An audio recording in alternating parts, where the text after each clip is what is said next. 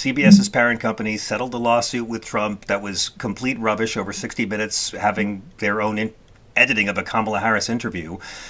They eliminated DEI policies, got Colbert fired, appointed the right-wing ombudsman, installed Bari Weiss as editor-in-chief despite no newsroom experience. To me, this is what establishment control of media looks like. Not jackboots, not book burnings, just polite emails, spike stories. And let's get to what is really going on here, because it's what was at play with Colbert.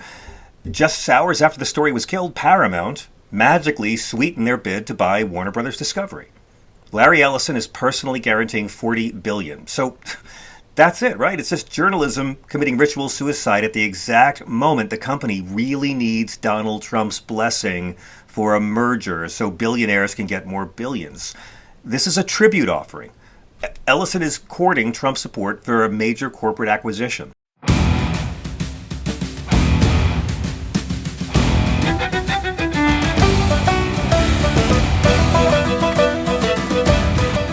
Another episode of the Oath and the Office podcast. I'm John Fugelsang. Happy Christmas and happy Hanukkah and happy everything to all y'all. So great to have y'all with us, and it's so great as always to welcome the star of our show. Professor Corey Brettschneider is a constitutional law scholar, a political philosopher, the author of The Oath and the Office and The Presidents and the People, and he was kicked out of both KISS and the Wu-Tang Clan for being too hardcore. The professor focuses on what democracy requires of those in power and what happens when leaders actively violate those requirements. Corey, it's so good to see you. Happy holidays to you and your family. Thank you, John. Happy holidays to you and your family, and of course to all the listeners. And what an intro! Was an aspiring. I loved old school rap as a kid, and still do. And so, if only all of that was true. I mean, it's the best intro yet. Just the end part, far from it. Well, like I always like to say, hyperbole is worse than Nazis. Okay, so we have a lot we have to cover on today's episode. Special holiday malfeasance edition between corporate power and the 60 Minutes crisis, of course, the Epstein files, and inherent contempt, which I thought was just how my wife's family viewed me. And we have to talk a bit about dishonesty and how used we've all become to disinformation, because this was the week where we found out who was the perpetrator of the Brown University shooting. Of course, we lost Ella Cook, 19 years old, a sophomore from Mountain Brook, Alabama. She was the vice president of the Brown College Republicans and a musician. Mohammad Aziz Mirzakov was 18. He was a freshman from Virginia. He was an Uzbek American, an aspiring neurosurgeon. Their deaths were completely senseless, and their deaths were manipulated, as seems to be the norm now, by actors looking to place blame and stereotype large groups of people. Professor, let's start with what we actually know. Authorities say that the Brown University shooter was Claudio Neves Valente, Portuguese immigrant, acting alone, later found dead by suicide. No one else was involved. And as you know, while you and your fellow faculty were grieving almost immediately, right-wing social media blamed a transgender student and framed the murder as ideological. And I'd like to begin, Professor, by just first asking how you and your colleagues are, and what does this reflex tell us about how disinformation is functioning as usual after mass violence in the Trump era? Because I don't think anyone was surprised that transgender students were blamed. I don't think anyone was surprised that that was a lie. Yeah, I think in some ways it wasn't surprising, but the whole tragedy, when it happens to you and your community, it just hits in a different way. And we talked about this last week as the investigation was ongoing, and part of what was happening then was really an immense fear on campus from students, from faculty. And so there is some relief now that we know who did this, and we know that it was, just a hard to comprehend, clearly very disturbed individual who had very little contact with the university ever. In fact, 2001 was the last time that he was involved with the university. He was a graduate student in physics. And he's the same person, I should say, too, who murdered the MIT professor who he knew from Portugal, where he was from, Portuguese national, and I suppose they were rivals, and one of the two thrived in physics, the MIT professor, and the other, out of resentment, took his life.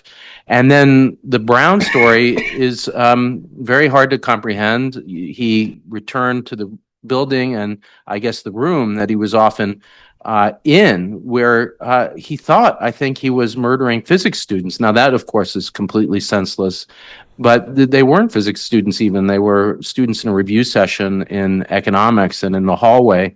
So it is just an immense tragedy. There is some relief that we caught this person. The two students who were murdered, horrific violence, horrific, senseless young deaths. As all my colleagues and as the entire Brown community, we grieve for them and for their families and their friends. Many of my colleagues knew them, and it's been an enormous tragedy. And then to go to your question, in the midst of all of this, to watch the internet blame a transgender student who had absolutely nothing to do with this because they claim that they had the same body type as the person that was being looked for, but just jumping to conclusions as if there was some conclusive evidence about this. And then another right-wing conspiracy that this was somehow an ideological attack because the female student who was murdered was a member of the Young Republicans. And, neither of those are based in any fact, and yet the internet went crazy with them. So we were seeing, the connection between the horrible storm of misinformation, of really anti-democratic politics, not anti-democratic party, but against democracy that we're seeing online, and the misinformation with it, and the kind of views that go with it, lack of reason, just turned and into a weapon against the Brown community I've been part of for 24 years. So it was just tragedy upon tragedy, and now there is a new victim, who's this transgender student who was targeted for absolutely no reason and without any evidence. I know that slowing down and establishing facts before assigning blame is woke, but Professor, this podcast, I guess if we have a theme, it's about something that's present in your work: democratic norms under pressure.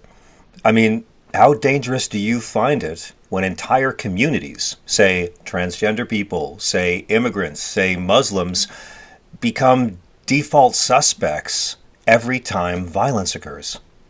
Well, I mean, that's the unfortunate reality of the world in which we're in, that there is a narrative of, who's to blame for all of our problems that's not based in facts.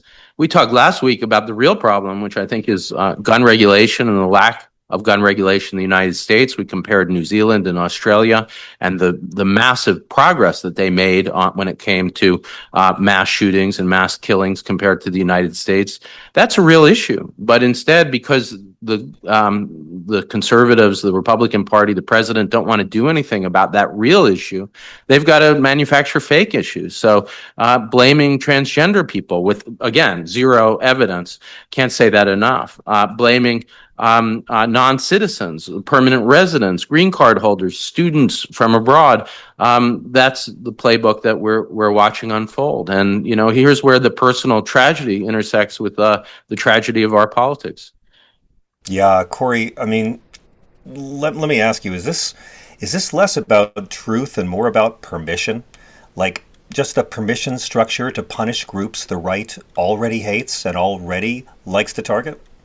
Yeah, they clearly have an agenda, which is the shutdown of immigration into the United States, the belief in this horrible phrase that I keep hearing of heritage American, referring essentially to white Americans who have been in this country for generations as the true Americans. Nothing could be further, I should say, from the American idea, which is essentially that America is based on principles of freedom, of a commitment to equality. Those are the ideals of American democracy. And, this is a nation based on ideas of freedom, not ideas of blood. And yet this idea of heritage Americans is trying to change that. And so any time that this can unleash itself with facts in the news, it doesn't matter how tangential, they'll do it. And this anti-immigrant narrative that's being attached to this tragedy is probably inevitable, but horrific to see, especially when it's about your own community again. It's strange how, our friends on the right always have to believe in, what's that word again? Supremacy to other groups, right? Christian supremacists, American supremacists. Jesus' whole mission was about humility. It's a good thing they don't read the Jesus parts. But, Donald Trump's response was not targeted law enforcement. And this is why I really wanted to open with this story today, as opposed to sexier stuff like Bari Weiss burning down CBS News. But Donald Trump is turning to collective punishment, suspending the diversity visa lottery, imposing more immigration restrictions that will affect and hurt millions. So this is what I wanted to ask you about, because this is what the bad guys always do throughout history. Professor, from a constitutional standpoint, how does collective punishment of entire groups fit into authoritarian history? Well, the American ideal is supposed to be that we don't blame individuals for the supposed characteristics or of other individuals. Yeah, and the biblical ideal too. And yet, what we're seeing, I think, increasingly is not only the stereotyping and grouping of people, but the desire to punish certain individuals as responsible for the ills of society. It is the worst example of prejudice and stereotyping coming together to fail to deal with our real problems. And I can't help but think and about this documentary. There's a amazing thinker about the history of Nazi Germany named Het, Professor Het, and we're going to have him on the podcast in the new year. And if you watch on Netflix, the documentary based largely on his work, Hitler and the Nazis, things don't start off with the Holocaust. That comes later in the war. What starts off is this idea of collective punishment, of the punishment of the of Jewish Germans for the Reichstag fire, which, by the way, might have been set by Hitler himself. But the idea that you'll blame collectively an entire group for an individual action that the group, of course, can't be responsible for. Now, we're not seeing, the Holocaust or any of the horrors that we saw later in Germany, but what we are seeing are the foundations for that way of thinking, blaming groups, for instance, for the actions of individuals. This Portuguese professor was in a unique situation. He was clearly a disturbed person. He had been a graduate student for just a few months, evidently a promising one who it didn't work out for. That's not an example of somebody that you can then generalize into green card holders or permanent residents generally. And the idea that they're trying to do that and really to blame people who have absolutely nothing to do with this tragedy at Brown is horrible. And yet that's what they're trying to do with new immigration restrictions. And historically, collective punishment. I mean, you said they've used it against Jews, they've used it against indigenous folks, they've used it against political dissidents, against enslaved Africans. We've seen it in our lifetimes used against Muslims in many ugly ways in this country. I mean, Trump's logic seems to collapse under the slightest bit of scrutiny, Professor. Lee Harvey Oswald was American. Timothy McVeigh was American. No one said, hey, we should go after, white veterans or go after the areas they come from. Selective punishment seems to be one of the clearest tells of radicalized authoritarianism. Is that fair to say? I think that's exactly right. And if you think of the opposite of collective punishment, it's the entitlement in our Constitution, the Fifth Amendment and the 14th Amendment, to due process. That's a right of individuals to be accused of crimes, to face legal proceedings, to know what the charges are against them, to face courts of law on an individual, not a collective basis. There is no consistent group punishment that's consistent with the due process clauses of our Constitution. And yet, increasingly, you're seeing the eroding of those values in favor of values of collective punishment. You don't have to look very far, and I know we'll talk about 60 Minutes later, which is directly on point, but to the handling of the supposed enemy nation of Venezuela, the handling of individuals who are often fleeing, by the way, the dictatorship in Venezuela. Those people were denied due process by this administration under the claim that the 1798 Alien Enemies Act revokes due process, even though the Constitution says the opposite. That's what this administration is saying. That fits into the idea of group punishment, the punishment of an enemy nation, regardless of whether any individual, and many of those who were shipped in particular to the Gulag in El Salvador that we're going to talk about, were not guilty of any crime. And in fact, the more investigation, including the 60 Minutes show, shows that a huge percentage of those who were removed committed no violent crime or no crime at all. And let me point out, study after study after study shows that immigrants, both legal and undocumented, are far less likely to commit violent crime than native-born Americans. I'm going to repeat that, Corey, so people can hear it in the back. Illegal immigrants and legal immigrants both commit crimes at lower rates than natural-born American citizens. The reason? Fear of deportation, which kind of makes me think we could, put some fear into the hearts of homegrown criminals if we began shipping them off like Donald Trump does all over the place. But he doesn't want to do that to Americans. And we see authoritarian movements persist in pushing these narratives that directly contradict empirical reality because it serves them politically. It's not helping the economy. I mean, Trump's own family emigrated from Europe, Professor. So let me just put a button on this by asking you, how central is racial hierarchy rather than law or safety to the way this administration is defining deserving immigrants versus dangerous immigrants? They really are trying to rewrite the idea of America based on an idea of freedom into one that looks like it's based in blood and heritage.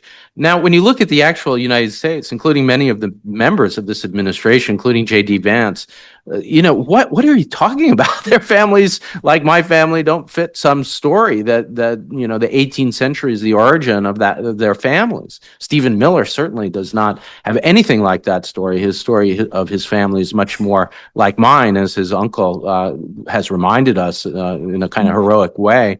And yet they keep having this fantasy that there's sort of this blood that goes back to the founding of America. Steve Bannon, also his family doesn't fit that profile.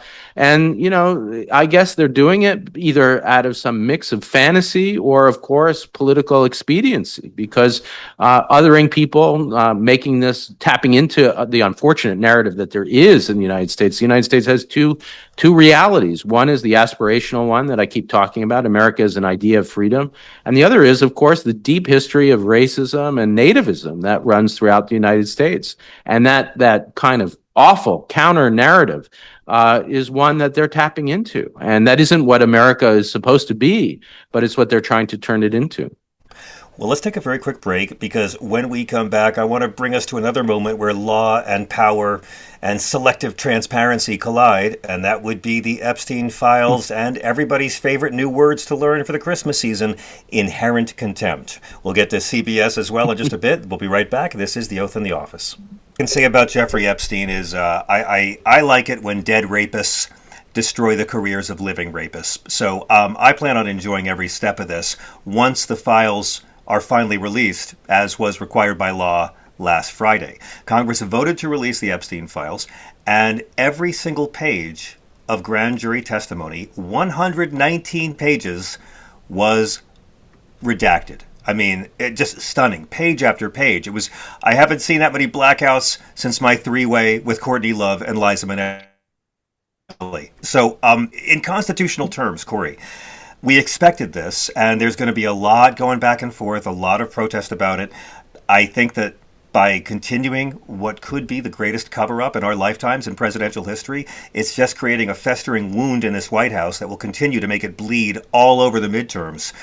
But in constitutional terms, I've wanted to ask you this since I tried to read the report.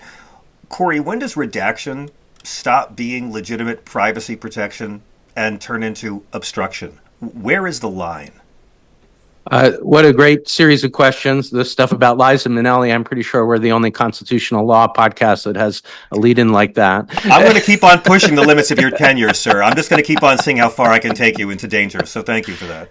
So going to the redaction part of the question, look, there is a purpose, of course, of redaction, and they're not doing it. It's to protect the privacy of victims. And there was one victim that CNN has reported today who hasn't been identified until now. And the files are releasing her name, even though she's requested and had been given anonymity. So that's what redaction is supposed to be about. Now, is redaction supposed to protect the person who, by the way, the law, not by the way, that's the main point, that there's a law that was passed demanding the release. The administration isn't doing this out of the kindness of their own heart. The whole purpose of it, the point of the legislation, was to find out more about Epstein and his crimes, but equally important, maybe more important, is whether or not the president was complicit or involved in those crimes. That's the right. reason this legislation was passed. So the fact that they're redacting so much of the material that would implicate Trump, and they released some more today, and there is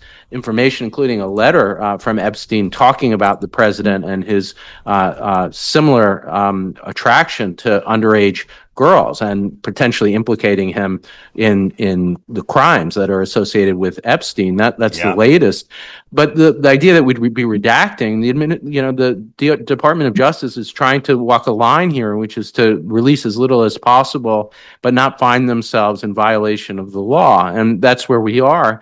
Now, the good news, just to get to the headline here, is that there is legislation here that demanded this release. And so they can go to court. And in fact, Charles Schumer leading the Senate minority bringing a case, and Thomas Massie and others in the House are suing in court to get the full files released in a way that is not hiding what actually happened. That's right. And again, like Kilmar Abrego Garcia, Pam Bondi's DOJ and the White House had to be forced into doing this. It took a 9-0 Supreme Court last summer to force Pam Bondi to comply with the law. And now it took an act of Congress passing a law. And Trump is still not complying. Pam Bondi is still not complying. And as the non-academic on the show who has no credibility to protect, let me remind you, at the very best case scenario, friends and neighbors, Donald Trump knew about the abuse of children for years and didn't pick up the phone to call the cops. Okay, that's best case. Best case, MAGA fans who are listening to this to get angry and get your heart rate up because that counts as cardio. Best case, Donald Trump knew and did nothing. But Corey, the files that mentioned the president were briefly posted, then quietly removed the same night. From a rule of law perspective, how alarming is that sequence, or should I say how comical? I can't decide whether it's bitterly hilarious or deeply scary. Well, I think the million-dollar question is, what does the law say? And the law's purpose, as I said, was to demand release of the documents that potentially implicate the president. And what they are doing clearly is editing these files, redacting, not with an interest of protecting victims, but with the interest of doing the opposite of what the law requires, of protecting the president. You mentioned the idea of inherent contempt. One real question now is, what are we going to do, we the people, to try to demand that the law is followed and that the files are released? And Thomas Massie and others have talked about this inherent contempt power. I think that really is a red herring, that the inherent contempt power, which goes back, hasn't been used by Congress since the 1930s, talks about the idea that violating the will of Congress can be a crime. And there actually was at one point a jail in Congress that could be used for this purpose. I think they still have the jail, but it hasn't been used since the 1930s. Oh, the sergeant of arms can lock him up if he wants to. We've learned that many times, yeah.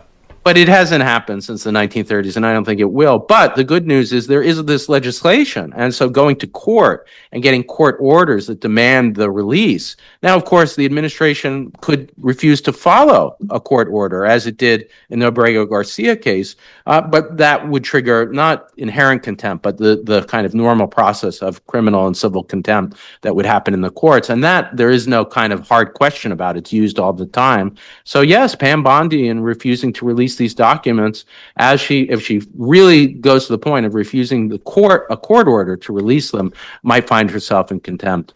So now we're hearing really interesting bipartisan support, including, you mentioned, Thomas Massie, for inherent contempt charges against future disbarred Attorney General Pam Bondi.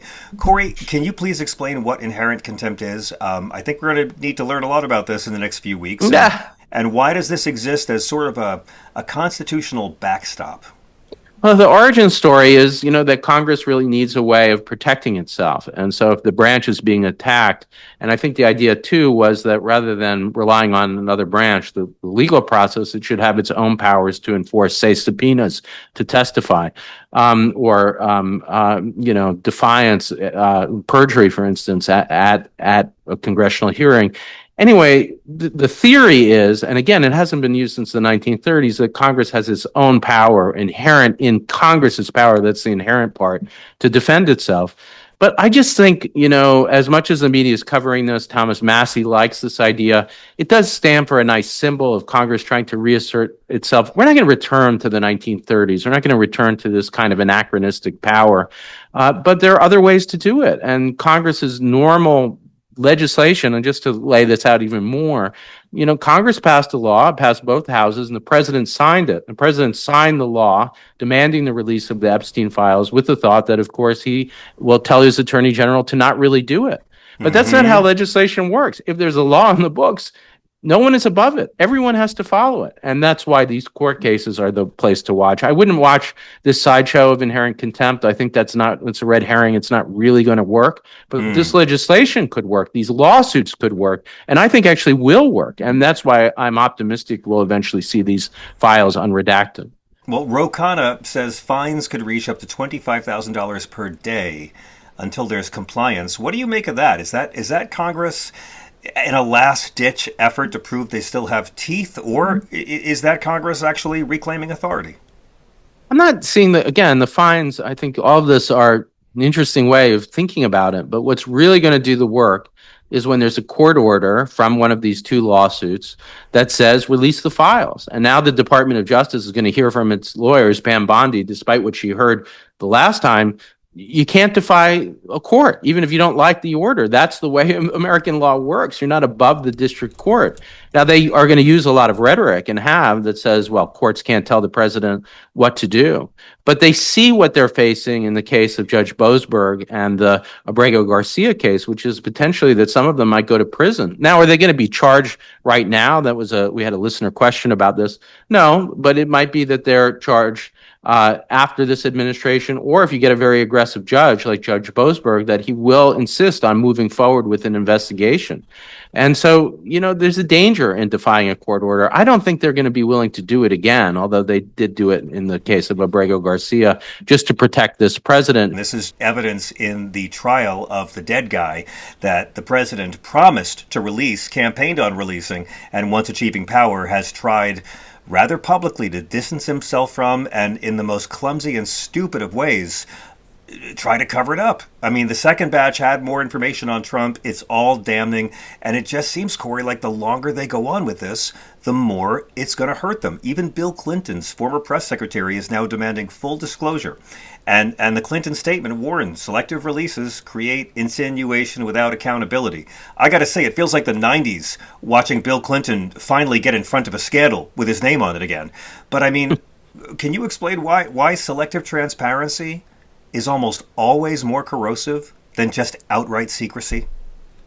Well, I think in this case especially, there was transparency of a specific kind that was demanded. And that's the demand that we release information about the president's lack thereof or involvement with Epstein. That was the whole purpose of the law. So it's not just that they're being inconsistent in targeting Bill Clinton, which they are doing. You notice that a lot of the photos of him have been released, but not the photos of Trump. It's not just a question of inconsistency. It's that the target of the law was not Bill Clinton, who, after all, hasn't been involved in politics, hasn't been president in quite some time. The purpose of the law was the release to find out, what was the president's involvement or lack thereof. So it's not just inconsistency; it's that they really are defying the purpose of the law. That's how I'd put it.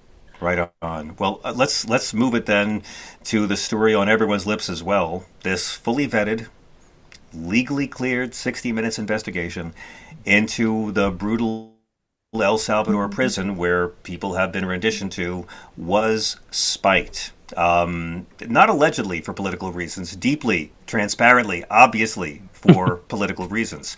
I mean, this is the legacy of Bari Weiss. This is what she promised. I mean, we used to watch 60 Minutes to see the powerful held accountable, and now it seems like that tick, tick, tick is the sound of CBS counting down to its own funeral, with these fascists and shills and billionaires who confuse journalism who confuse journalism with obedience to Donald Trump. I mean, they didn't just spike the story, Corey. They spiked the credibility of CBS News, the legacy. They spiked Edward R. Murrow's grave. This, again, was approved by Standards and Practices, promoted on social media. The story was screened 5 times.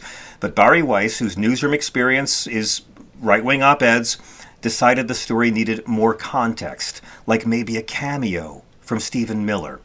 So, I mean, there's a lot to unpack here, and it's very depressing. From a democratic theory standpoint, what happens when journalism begins deferring to government silence? Because the structure of this was really quite diabolical. The White House gave no comment, and so Barry Weiss's decree was, well, we can't do this without commentary from the White House. So essentially, the government is now allowed to censor and stop investigations. Yeah, I think, what a horrible moment. I should say, too, that I had an opportunity to watch the bootleg version, as many of our listeners have. It's available online.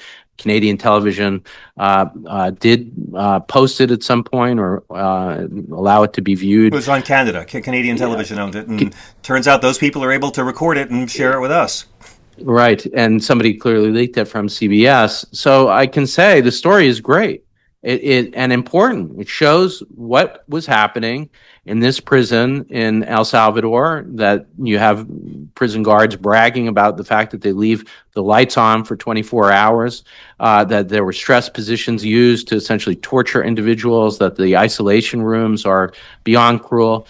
They were able to get all this information partly by looking at footage filmed by independent podcasters and media figures and content makers, partly through investigations that were conducted by a team out of Berkeley, California. And it verifies our worst fears and shows the details of what was going on there. Now, why did they spike it? Because they don't want us to know the truth, because Barry Weiss is clearly complicit in Trump's agenda, and they're unwilling to let us know the truth. Now, she's not going to say that. She's going to say something else. And what she's been saying is, she wants a more balanced version. We'll see it eventually. I guess she wants Stephen Miller to be able to edit it so that it makes him look good. And, that's not journalism. That's something else. And it is, of course, not censorship in the sense of putting people in prison in the way of the Sedition Act, but it is a form of corporate censorship that in some ways is more pernicious. Yeah, and by the way, I think I'd rather be married to Stephen Miller than be the person in charge of making him look good. He's okay after he goes out at night to feed, but generally, so this is the rule now, right? If the White House refuses to comment, the story dies, which means the White House gets a kill switch over journalism. I don't know if you read the memo that Sharon Alfonsi, the producer, wrote to the staff, but she warned, and it's really well written, that if government refusal becomes a veto, then journalism is just stenography for the state. Would you say, Professor, that's an accurate description of the battle that's happening more broadly in American media right now? Stepping over the grave of the Stephen Colbert Show to ask this question. Yeah, I think that it's a brilliant way to put it. And I will say it's a form of censorship that I find particularly difficult to deal with because, if there was a law passed, a Sedition Act, or even in the case of Trump prosecuting his opponents, there's a legal process that we could clearly use to stop it. And the First Amendment says that Congress shall make no law abridging the freedom of speech. And so if Congress were to do that, or the president were to do that, Congress there is a stand-in for government. That's what the First Amendment was meant to stop, the sedition of the British king or British monarchs who put their opponents in prison. And although we went through a period of time, the Sedition Act, in which that was done by John Adams, as you know, from the presidents and the people, that was stopped, not in court, but by citizens over time refusing to accept that. Now, here's the problem. What if the censorship is coming through influence on corporate media, on CBS in this case? What's the legislation? What's the court process for stopping that? There isn't one. It isn't clear that we can use the legal process. In fact, I think it would be very difficult to do that. In fact, CBS, with its own First Amendment lawyers, will say, well, we have the right to spike a story that we don't like. We have the right to endorse the president. We have the right to do what we like. And so it still is censorship. It still is dangerous for democracy. Without this information about the cruelty that's being done in this gulag, this prison in El Salvador, this intentional deprivation of due process, we can't know what's being done in our name. And yet, because it's being done in this way, through pressuring and putting somebody in charge of CBS who is sympathetic to the president's agenda, it's very hard to know how to stop it. I mean, this is CBS's parent company settled a lawsuit with Trump that was complete rubbish over 60 Minutes having their own editing of a Kamala Harris interview. They eliminated DEI policies, got Colbert fired, appointed the right-wing ombudsman, installed Bari Weiss as editor-in-chief despite no newsroom experience. To me, this is what establishment control of media looks like. Not jackboots, not book burnings, just polite emails, spiked stories. And let's get to what is really going on here, because it's what was at play with Colbert. Just hours after the story was killed, Paramount magically sweetened their bid to buy Warner Brothers Discovery. Larry Ellison is personally guaranteeing $40 billion. So that's it, right? It's just journalism committing ritual suicide at the exact moment the company really needs Donald Trump's blessing for a merger so billionaires can get more billions. This is a tribute offering. Ellison is courting Trump's support for a major corporate acquisition. Professor, when media decisions align with political interests of owners, how close are we to a soft authoritarian press system? I'm not going to say it's state-run media, but it seems to be state-run media via bribe. Well, in some ways, I think it's worse than state-run media, because if you were getting, punishment of media organizations who failed to comply with the administration, as I said, I know how to handle that. There's a First Amendment right to freedom of speech. There's a related right to the freedom of press. And when government is forcing the hand of media, that's not allowed. You can't do that. But now, what do you do when media is complicit? When there's an incentive system, and in particular, the mergers and acquisitions incentive to go along with what the administration has done, not because you're afraid of the stick, but because you want the carrot of the approval of deals. That's much harder. I mean, it's not censorship any the less. It's not any less authoritarian, although, we might call it soft authoritarianism to just symbolize the idea that it's not doing in the most straightforward way. But in some ways, the less straightforward way is more dangerous. Let me say just an analogy so you see that it's not just in the media landscape. One of the real puzzles was, why are so many of these law firms going along with Trump when it comes to his authoritarian agenda? Remember that moment where some of the firms essentially agreed not to take a stand against Trump, or even provide pro bono services for his hours, some of the most noted firms, and we covered this when it happened.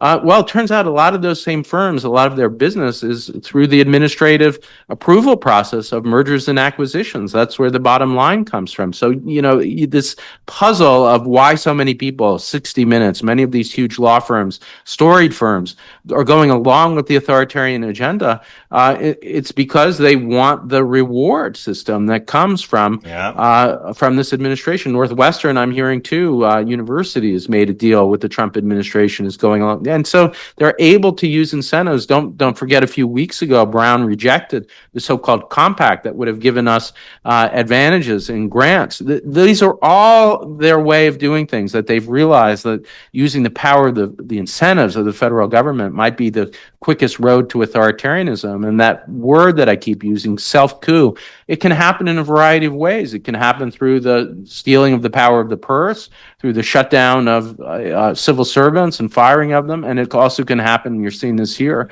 through the use of incentives and approval of mergers. And what a frightening moment it is.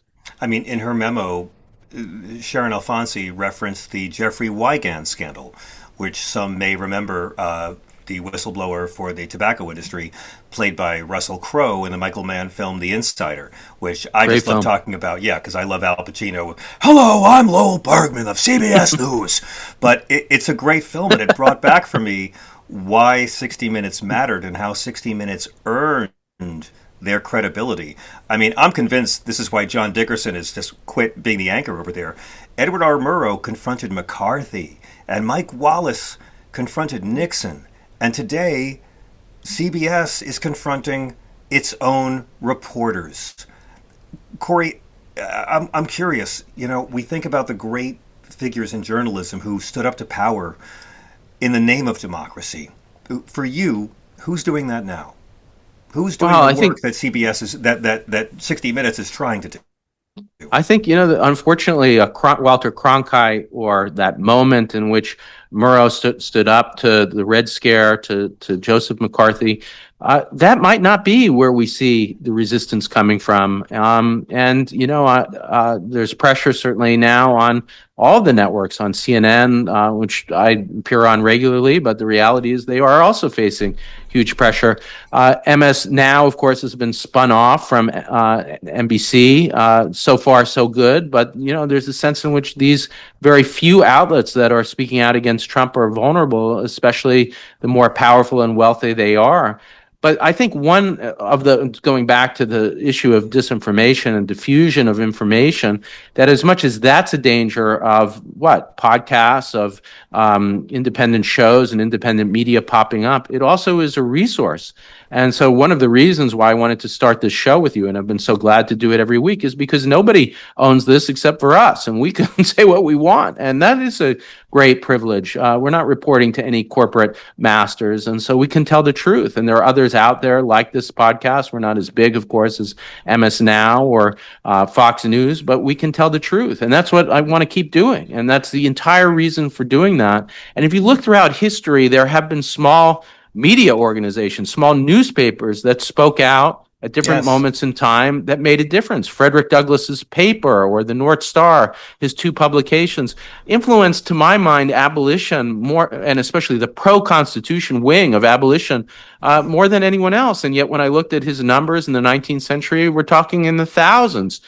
So, it is possible that independent media might play a role in holding this president to account. Oh, yeah, absolutely. I mean, that's what we're doing. And that's what we do at SiriusXM Progress. And, and I think that my hope is that more Democrats in the party will realize that the future is with independent media, and they'll be reaching a lot of people. That's no slam on corporate media. I just think a healthy diet, I watch Fox too. You try to consume as much as you can. I do take a lot of comfort, Professor, from a theme that I discuss with you quite frequently, that America's saving grace in the 21st century has been that our fascists have been so damn dumb. The stupid is always worse than the sinister. I call them dim shady. Bush and Cheney, and this guy as well, because think about how stupid they are by actually getting together and trying to cover up this story. And by the way, it's a terrific segment about the atrocious abuses committed in our name at this El Salvadoran prison, the lawlessness and cruelty and evil of this administration. And Corey, so many more people are going to see it now because they tried to cover it up. This is the Streisand effect. And now millions of people who wouldn't have even watched 60 Minutes on Sunday night are looking this clip up and seeing it and getting an even greater education as to the unholy things this government has done. And I just can't praise the producers of the actual segment enough. I think that's such a great point that, 60 Minutes, of course, has a large audience, but it's habitual and it's limited. And so much of the modern audience, YouTube, more than my understanding is that if you combine all the television stations out there on cable, basically YouTube is still bigger. And so it's a massive thing that's happening online, and this is starting to spread like wildfire online. And so maybe that's a good thing that they tried to spike it, because it's getting Americans to say, hey, what are they trying to hide? Yep. And that's a theme that also fits with our other story. I mean, what is in these Epstein files that they are so intent to defy the law, to keep us from seeing it? Well, it likely implicates the president. That's what we're going to find out about. So, the more they use their authoritarian repression, the history, as you well pointed out, shows that Americans start to get suspicious of suppression of information. They want it, and as much as we might have an authoritarian moment in the success of the suppression of corporate media, the Colbert situation, the attempt to spike this story, the result in the long run might be a demand for information and a rebellion against this attempted coup. Correct. And I have to just close this out by saying I don't blame Barry Weiss. She was not hired to commit journalism. She was hired to censor journalism at the pleasure of men in power. She's just doing the job she was hired to do. Okay, let's take a very quick break. Back in just a moment with some more. I have some end of the year questions for you, Professor. This is The Oath and the Office. Welcome back one more time to The Oath and the Office podcast. I am John Fugelsang, along with Professor Corey Brettschneider. And by the way, in the words of FBI Director Kash Patel, smash that like button, brah. Wow, Corey. that we're in the same profession as Don Bongino and Cash Patel. Well, we are again. Dan Bongino's back on our side of the Red Rover divide. Corey, somewhere in hell, J. Edgar Hoover is wearing a dress, and he's furious at what Cash Patel has done to his beloved bureau. But I do want to thank everyone for making our first year on the podcast so wonderful and special and so surprisingly popular, Corey. What are we, like in the top 5 again this week in political podcasts? More. We are in the Apple government section, number 3. And I'll say, too, if you haven't subscribed, certainly do it. And it's been our subscribers that are driving this amazing success and amazing growth. Really, every month we're seeing massive growth, people telling friends, sending it to 1 or 2 people. That makes a huge difference. But just to clarify what we're doing, when we have guests, like amazing guests like Senator Whitehouse, that's terrific. But the people still tune in, John, when it's just the 2 of us going in depth on these stories, taking them seriously, doing commentary that goes beyond surface analysis. And so last week we didn't have a guest. We don't have a guest this week. And last week we were number 3. I actually told everyone on SiriusXM that Taylor Swift was going to join us. So that's on me. That's the reason. Thankful for the numbers, by the way, guys. Thank you so much. Thanks for the clicks. Thank you. But please, everyone, do subscribe and give us reviews and tell your friends and share our humble musings on your social media walls. Corey, I mean, it's been quite a ride. We're now still in the first year of Comb Over Caligula's second term. From your perspective, what constitutional guardrails have definitely been breached and are in the rearview mirror? Well, I do think there's a huge difference, unfortunately, between Trump 1.0 and this current Trump 2 and 2.0. And the difference is that, I had this piece when the 2 of us met when Trump was running called Trump versus the Constitution. And what I thought would happen in the first term is he would propose, a shutdown of Muslim immigration into the country, his proposed Muslim ban, and the Supreme Court would teach him a lesson each time and say, no, you can't do that. You can't do that. Now, in the first term, a lot of that did come to pass. The court stopped a lot of what he was trying to do. Lower courts certainly did, even if the Supreme Court eventually approved it. We had 2 impeachments that were really a moment where, although he wasn't removed, he was impeached, voted majority impeachment charges in the House of Representatives twice, on January 6th, and the attempted quid pro quo to get information on his opponent, Joe Biden, in return for giving benefits to the Ukrainian president, Zelensky, who people hadn't heard about. But, so that was working in many ways, the constitutional system in Trump 1.0. This is very different. It's much more scary. He's figured out how to hire and fire, put loyalists over people who care about the law. And that creates a precarious situation. And when you compound that with the fact that the Supreme Court of the United States has repeatedly handed over power to this person, including most dangerously in the immunity case, saying that he can't be prosecuted while president or even as a former president for his official duties, with possibly some exceptions, that's a scary moment for democracy. So a lot of what I'm hearing from listeners, from friends, for instance, is, this is a scary time, but it's, there's a solidarity in going through it with the 2 of us and hearing the truth and also hearing about the hopefulness. But that's my bottom line. This has been a scary 9 months. This attempted self-coup feels and is very different than what we saw in the first term, and the court is partly to blame. I hate to tell you, Professor, it's 11 months. Maybe you're having more fun than me, but it's been 11 months. We never forget, we inaugurated a racist on MLK Day. I live for irony in this world. Corey, we talked about this on the pod. Authoritarianism doesn't succeed by itself. It requires enablers. Professor, to your view, who have been the most consequential enablers this year? Is it the courts, the corporations, the media, the Congress? Well, I'll certainly start with the Supreme Court of the United States. And while it's not the worst Supreme Court in history, not the worst Chief Justice, I'd say that's Justice Taney of the Because I sent you an article arguing that Roberts was the worst ever, yes. Saying the opposite, and no, that the Dred Scott decision denying all rights to all Black Americans, I'm going to put that to the thing that helped to ignite the Civil War. I'll put that worse, but this is frightening, and I'll put them still as number 1 in the complicity question, that handing over that power. And a close second is Congress. The Congress should be fighting back. we should see the framers imagine that when it came to assaults on the Constitution, we wouldn't see the kind of partisanship that we're seeing, and yet we are. Far from there even being a possibility of impeachment, we won't, even though it's so deserved, we won't see that until Congress switches parties, and at least the House of Representatives. That might happen.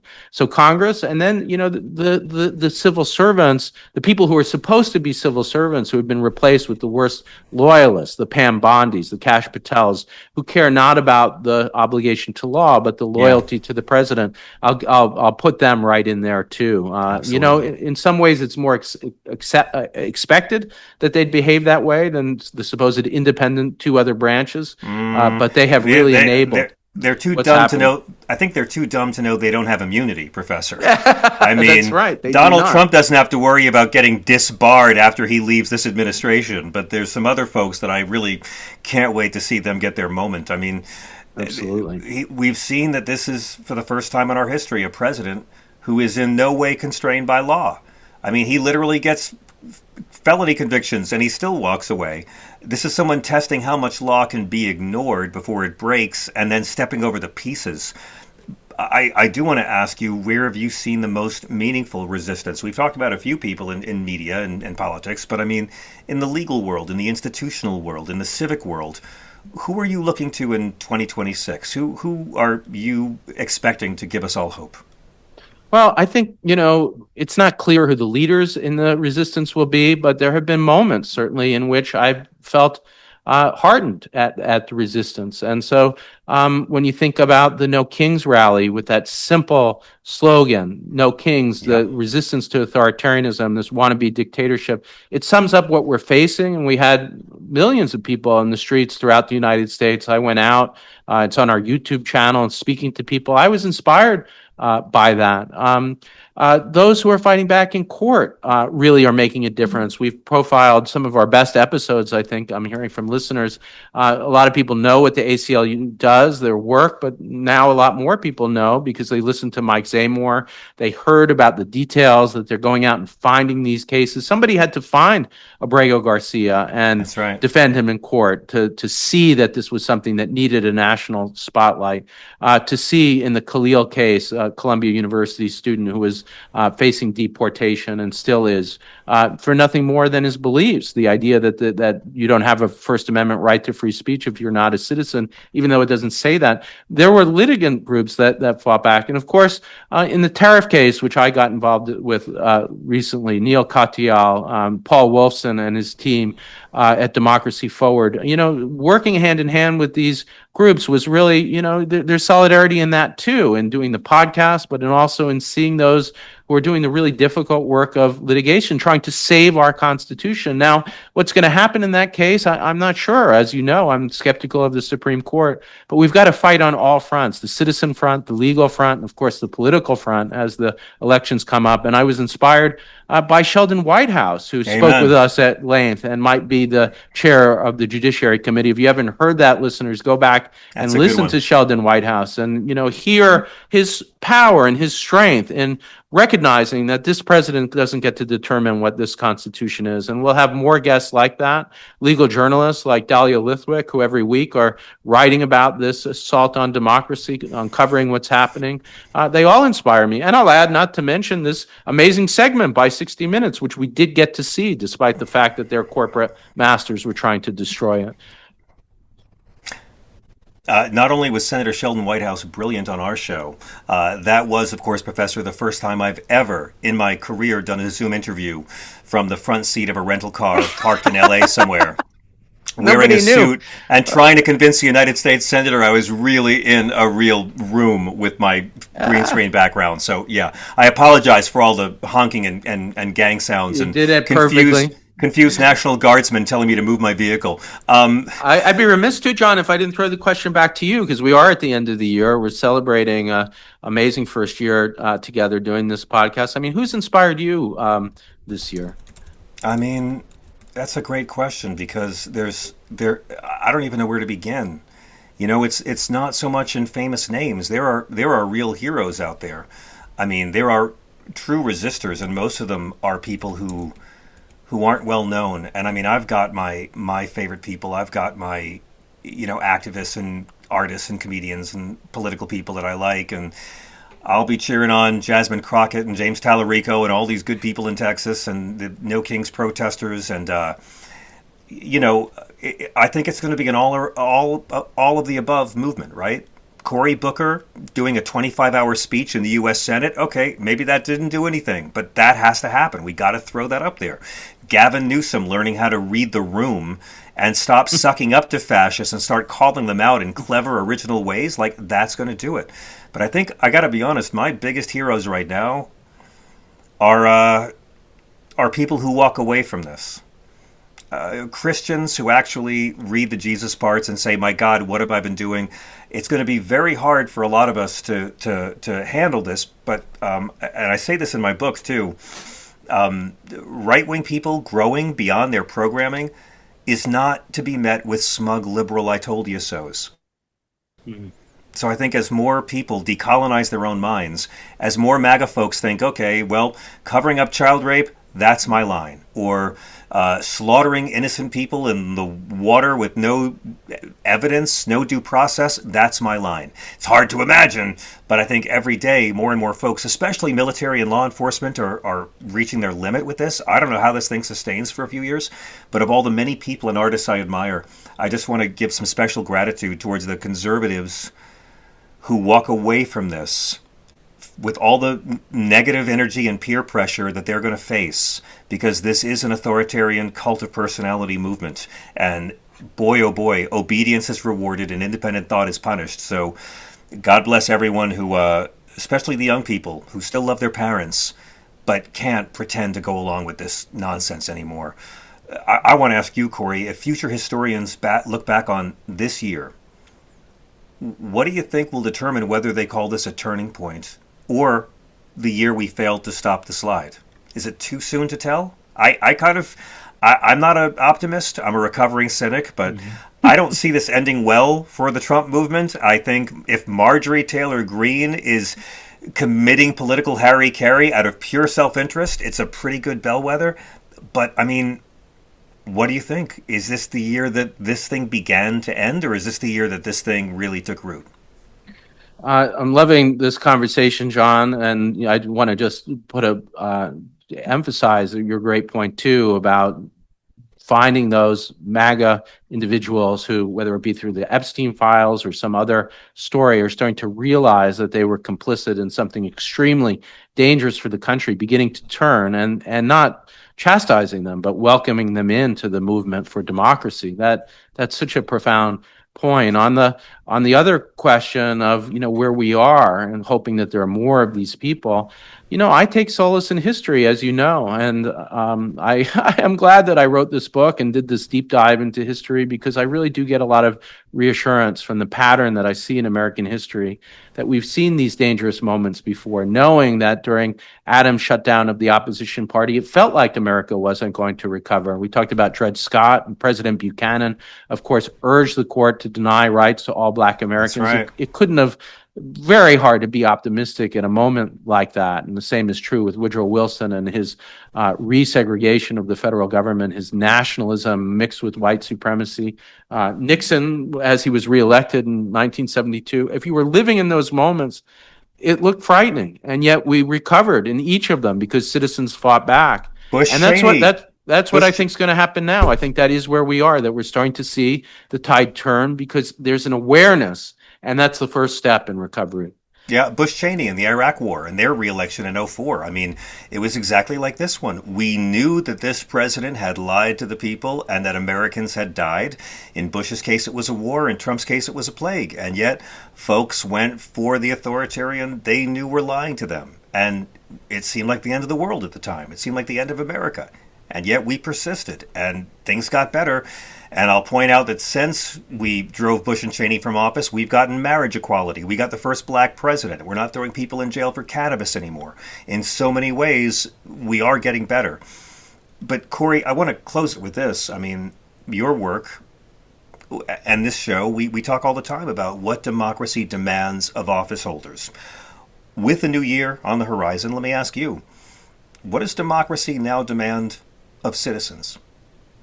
Well, I think we've got to do more of what you and I were celebrating, more talking to your family, more uh, insisting on facts. So much of the problem in the assault on democracy is misinformation, calling people out when they lie about what's happening without any evidence. And then, most of all, there is a practical thing that needs to be done, which is as we start to look to the midterms, and this show will be a force, I think, in the midterms. We're hosting people running for office, Oh, people yes. who already hold office. We're going to have some amazing announcements about people from the judiciary at a very high level who are going to be speaking to us. And that's all for a purpose. This isn't just a show that's meant to provide information. We want to do that. We're very careful with our fact checking, but we also are trying to see the self coup, this attempted destruction of democracy, for what it is, and the route to recovery. And part of that's going to be the midterms. So that's a lot of what I'm looking to people to do, to get involved as this election approaches. I want to express so much gratitude to you, Professor, and to all of the deeply sexually attractive listeners of this podcast. Wow, the brilliance of the people who subscribe to this show, who like us, who give us good reviews, who share it on their social media, is matched only by the deep sexiness and benevolent brilliance of Beowulf and Wendy and everyone who helps put this show together. It really has been a great pleasure for me. I feel like every week I get to be the kid cheating off the smart kid's paper thanks to you. And I hope you and your family have a wonderful holiday season, Professor. And a great holiday to you, John, and just to all our listeners. Thank you so much for making this first year such a pleasure to do. We're facing a real crisis and real danger, and yet the solidarity that comes from doing this show every week is giving me a lot of optimism and hope. And I just want to say I'm not going to miss Nicki Minaj. Enjoy MAGA. Nicki, they'll love you over there. Oh, it's going to work out so well for you. You have so much in common with those folks. And like Kid Rock, they really love your music. So good on you. And thanks to everybody who listens to this show who bought my book this year, Separation of Church and Hate, and helped drive it to the New York Times bestseller list. I'm so grateful to everyone who would take a chance on that book. And it's just very humbling to have had it be so successful, and I look forward to getting to work on the follow-up in the new year. So thank you once again, and I wish a very happy holidays to everyone. On behalf of Professor Corey Brettschneider, this is The Oath in the Office. Peace.